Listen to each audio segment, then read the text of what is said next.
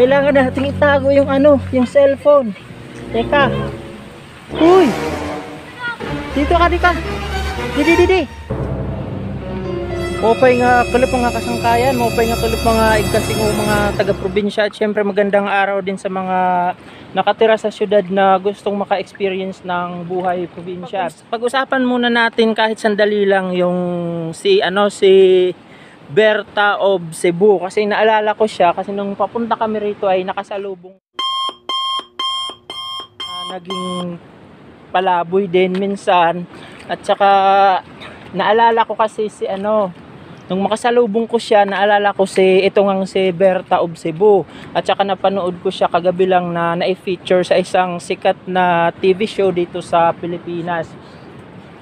So nagtataka nga lang ako kung bakit ngayon lang siya na-feature sa programa na yun, samantalang matagal nang sikat o matagal nang nag-viral si Berta. Kasi nga madami yung mga vlogger o madami yung mga video na lumalabas online na binibidyohan or ifini-feature si Berta of Cebu.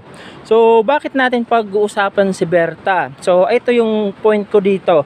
Kasi si Berta o yung kwento ng buhay ni Berta ay isang halimbawa ng kwento ng pagkalugmok at unti-unting pagbangon. So in a way, pag alam nyo naman, pag ang isang tao ay bumabangon mula sa pagkakalugmok ay nakaka-inspire talaga siya. Masarap. Parang nabubuhayan ng loob, lalo na yung mga taong nakaka-experience ng mga hindi masyadong mabuti sa kanyang buhay.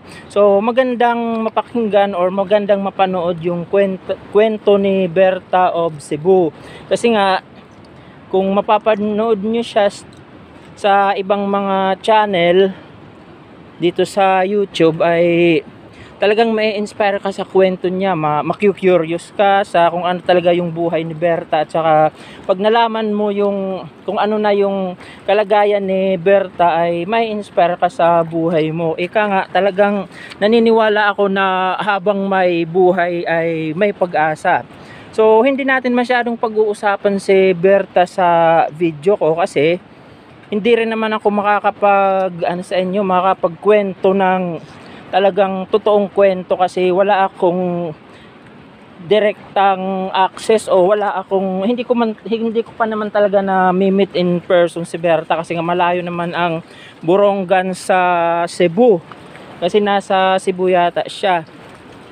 So kung gusto nyong mapanood o malaman yung totoong kwento niya na doon nyo talaga siya dapat panoorin doon sa TV show na yon at saka sa mga vlogs na nag-feature sa kanya. Ano ko lang na medyo naikwento ko lang dito nga kasi nga gaya ng sabi ko kanina ay naalala ko siya nung makasalubong ko yung taong yon, nakakilala ko na taga dito sa amin. So try nyo i-search, kahit lang ang i-search nyo ay Berta of Cebu at maraming lalabas na mga vlogs tungkol sa kanya. So mga kasangkayan, ito na yung pag-usapan natin.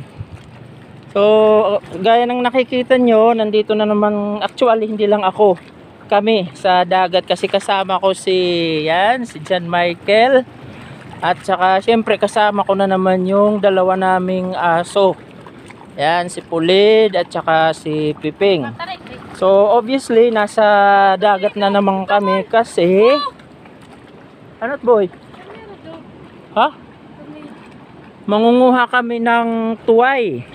Kasi tingnan nyo medyo madilim ang kalangitan at kanina nga lang ay umulan. Kasi sabi nila mas mabilis daw o mas madaling manguha ng tuway.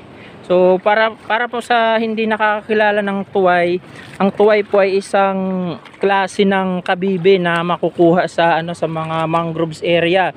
Kung tawagin nga nila ay yung tawag dito, mangroves clam. Sa siya sa mga mangroves area matatagpuan. So mangunguha kami ngayon, ewan ko lang kung makarami kami para meron kaming pang-ulam. Kasi hindi naman namin agad mailuluto yan ngayong gabi kasi kailangan pang ang tawag dito, pataihin para lumabas yung mga nakain nila na kung ano-ano para bukas malinis na siya, iluluto na lang kaagad. So actually hindi pa dito yung ano, yung area kung saan ay mangunguha ng ano, ng mangroves clam o tuway. Nandoon pa sa medyo malayo. Kasi hindi pa yung area na to ay hindi pa naman maputik. So wala kang makikita dito na tuway or mangroves clam, yung kulay brown. May mga makikita kang kabibi dito pero yung kulay puti. Yung mga maliliit, hindi yun yung tuway kasi yung tuway ay kulay brown. Actually may ano na ako, may previous video na ako about tuway. Paki-search na lang or baka ilagay ko yung link ng video na yon, yung tungkol sa pangunguha namin ng tuway. Mga kasangkayan, nandito na tayo sa area kung saan ay posible tayong makahanap ng mangroves clam or tuway. So medyo babaluktot lang tayo, hindi naman tutuwad.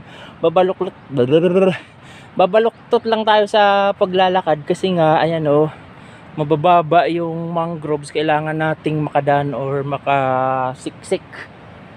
Ayan, ano, ang ganda ng mga mangroves. So dito posibleng may mahanap na tayo ng mga ano, ng mga tuway kasi ayan oh, medyo may putik na dito. Ayan oh, medyo kulay brown yung lupa.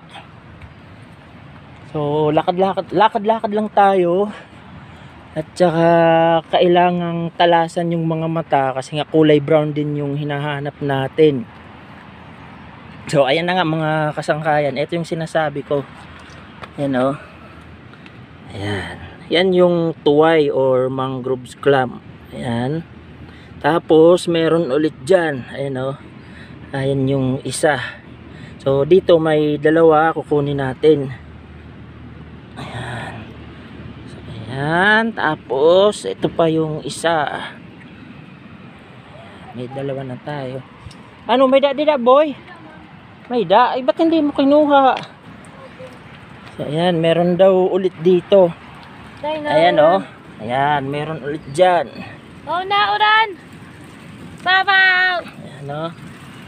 No! Oh, at saka meron ulit doon. Ayan oh, mga kasangkayan, tingnan nyo. So kunin natin. So meron na tayong 4. Nauran! Hindi po man.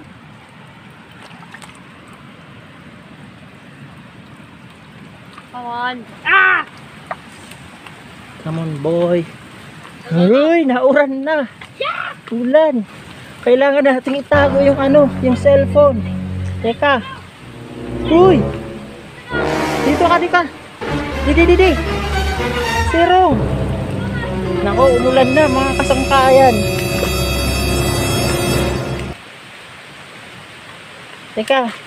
Lagay muna natin dito. Balik na lang tayo doon mamaya-maya.